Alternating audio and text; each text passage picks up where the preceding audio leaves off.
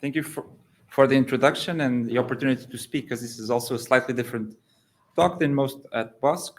So actually, I have a flash talk, but I have a manuscript, so I'm just going to spend the next 4 or 5 minutes trying to convince you to go read the manuscript,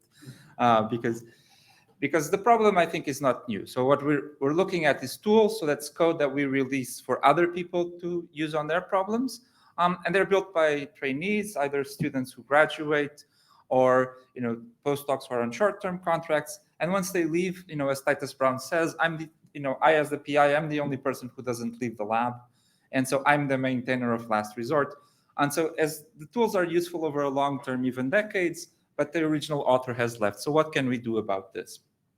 And so what I want to say is, what we're doing is we front load the effort, and then we make the software sustainable. And I'm just going to give you sort of a cartoon type picture of what I mean by this.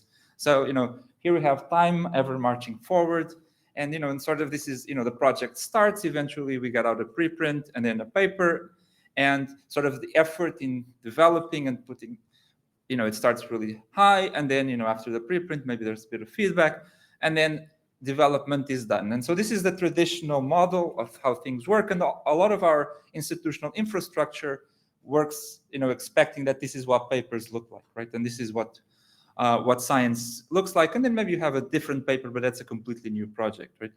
But when we have a tool, ideally you put it out there and people start using it and there's interest, and soon after you have support requests because people want to get help. It doesn't run on their system, etc., etc. And eventually you get citations, and maybe and there's maybe a big lag there as well, but citations is what pays the bills in the end somehow.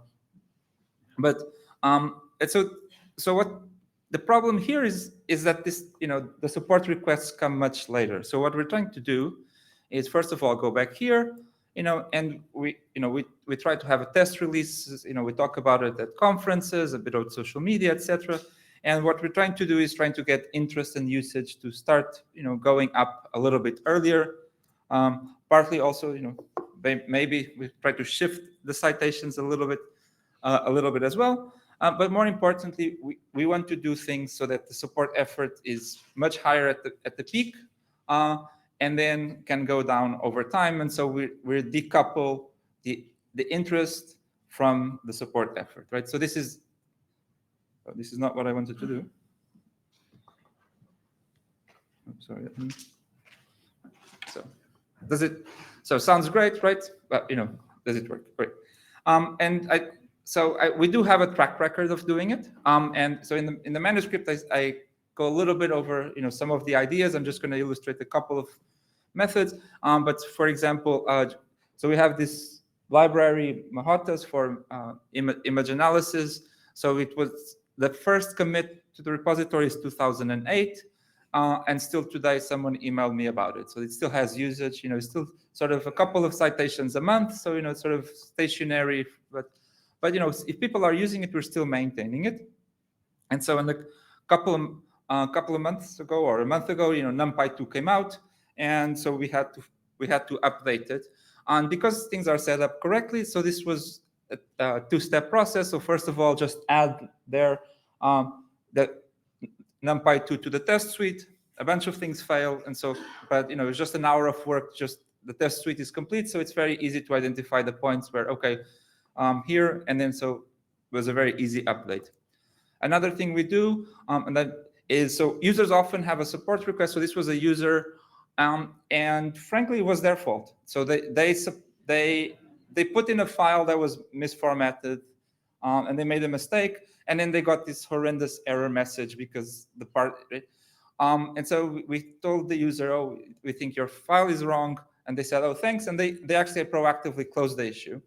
But then we also added code that at least the next user that's facing that issue, will get the message saying, file XYZ cannot be parsed because of on line 37, right? And so hopefully this will be a much better experience for the user, and also they'll never have to email us, so it will also be a much better experience for us. So it's win-win, win-win. So to summarize, so our idea is that we're front-loading this effort, so that this code that we put out for people to use, we managed to decouple usage and keep citations going, even as the support effort, it's not truly zero, but it goes down over time, and it's sustainable.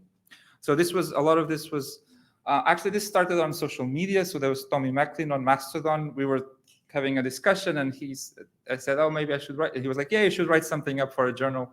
And so this is how it started. There's no specific funding, but the Australian Research Council funds me. So thanks to them, and thank you.